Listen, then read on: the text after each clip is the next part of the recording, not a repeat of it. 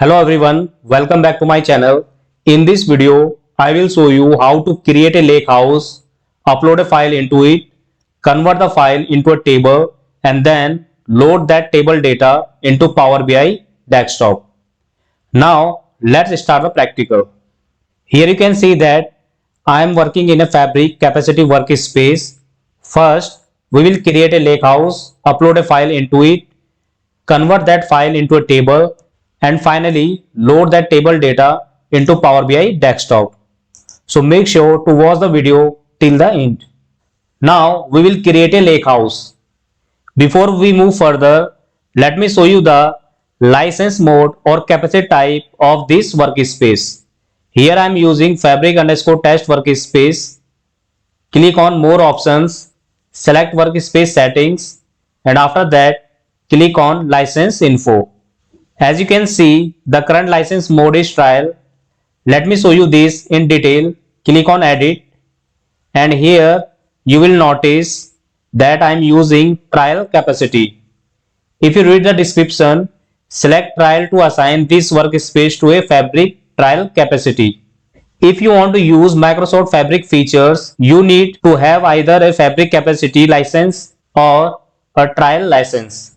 Now close this to go back to the workspace. To create a lakehouse, click on new item and after that you can search for the lakehouse. Here you can see that lakehouse. Click here and provide the unique name to the lakehouse LH underscore SR and after that click on create. So here you can see that it is loading your lakehouse and now lakehouse has been created successfully. Before moving further, let me show you something important. So go back to the workspace and open the fabric underscore test workspace. And once the lakehouse is created, you will notice two important items. First one is semantic model, which is default, and second one is SQL analytics in point. So now understand the what is semantic model. It is similar to Power BI's data model. A semantic model in Power BI is the data model that stores all your tables, relationships, measure, calculate columns, hierarchies, KPIs and many more. And second one is SQL analytics in point. It allows you to run SQL queries directly on your lakehouse data. In simple terms, you can run the SQL queries to see the lakehouse data. In this video, we will not use SQL Analytics in point, but in upcoming videos, I will show you the practical of the SQL Analytics in point, how you can execute the SQL queries to see the lakehouse data. Now, we will upload a file to the lakehouse. So open your lakehouse and here you will see two sections, tables and files. So as of now, both sections are empty. Here you can see that nothing is inside under tables and check the same for files. We will first upload a file into the file section. To keep it organized, create a subfolder and upload your file inside it. So for that, right click on the files and here select new subfolder. Provide the subfolder name, data, you can provide any name. Click on create and you can see that subfolder has been created. Click here to open it and here you will find the option to upload the files. Second option is click on three dot of the subfolder name and here you will see the option of upload. Now click on upload files and here click on browse icon and select the files which you want to upload and after that click on open. Make sure your file format should be in Parquet, CSV, Avro or JSON and after that click on upload. Here you can see that file has been uploaded successfully. Now close this. Next we will load this file data into table. As you can see here, there is nothing inside table section. So we will load this file data into table. So for that, just click on three dot next to the file name and here you can see that load to tables option. Please note here, this option will only appears if your file format is Parquet, CSV, Avro or JSON. So make sure your file is one of these supported formats. Now click on new table, and if you want to change the table name, so you can change from here. So I will provide new table name employee, and make sure this option is selected. Column header, use header for column names, and in the separator by default it is showing comma, so it is fine for me because I am using CSV file format. So you can change it as per your file format, and after that click on load. So you can see that it is loading employee underscore data CSV to table employee. So you can see here employee table has been created successfully. To see the employee table, you can expand the tables folder, and here you will see the employee table. And if still employee table is not visible for you, so just click on three dot of the tables folder and click on refresh. And if you notice here, there is a small triangle icon. This indicates it is a delta table. So what is delta table? In Microsoft Fabric, Lakehouse tables are stored in delta format by default.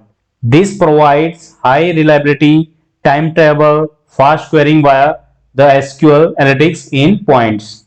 And if you want to see the employee table data, just click on the table name, and here you can see the table view of the employee data.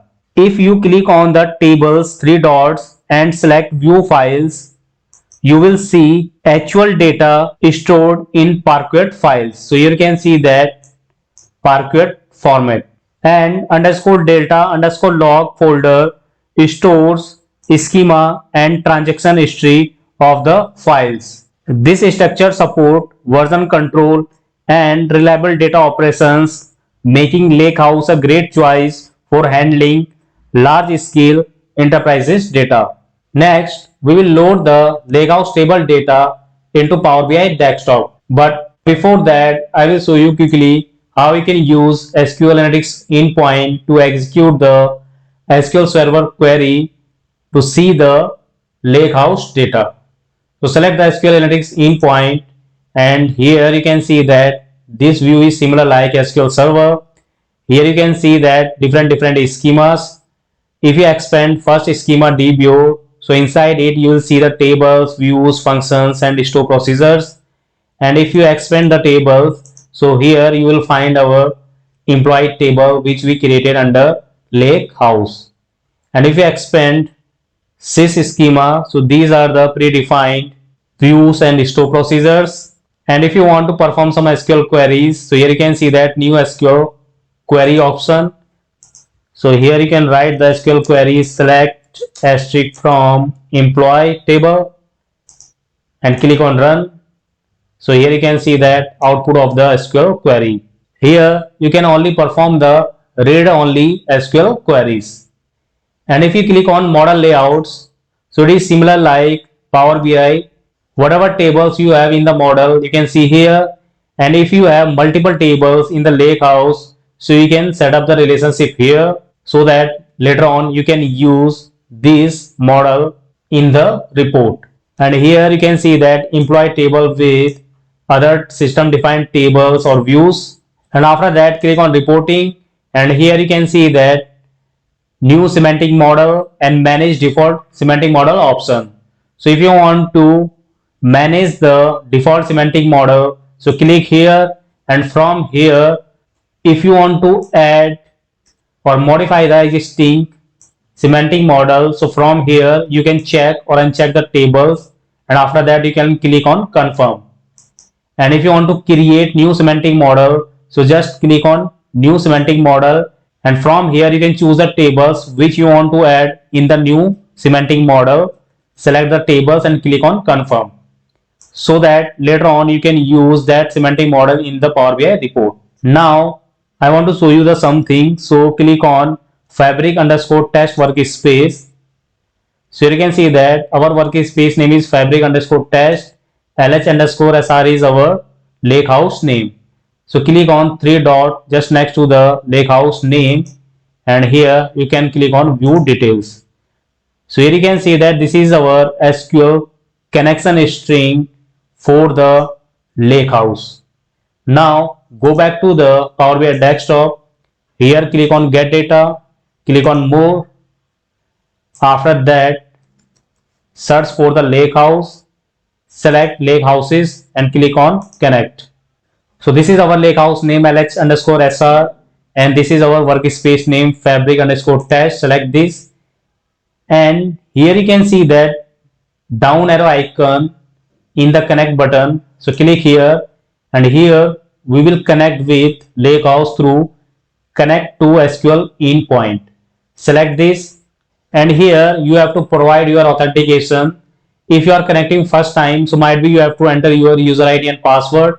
In my case, I already used, so that's the reason it is showing my mail ID here. So just select this. Here you can see that same SQL endpoint connection string which I showed you earlier, and inside that you can see the default tables or views along with my employee table. So select the employee table and click on load. Now you have to choose the connection mode, import mode or direct query mode. If you want to go with direct query mode, so select the direct query, else default is import mode. So I will go with import mode and click on OK. And here you can see that it is connecting with Lakehouse and data has been loaded successfully in my Power BI desktop. I choose the import mode, so that's the reason I can see the employee table data inside the Power BI desktop table view. And now you can create the report. That's all for this video. I hope you enjoyed the video. If you found it helpful, please like, share, comment and subscribe to the channel for more videos. Thanks for the watching. See you in the next video.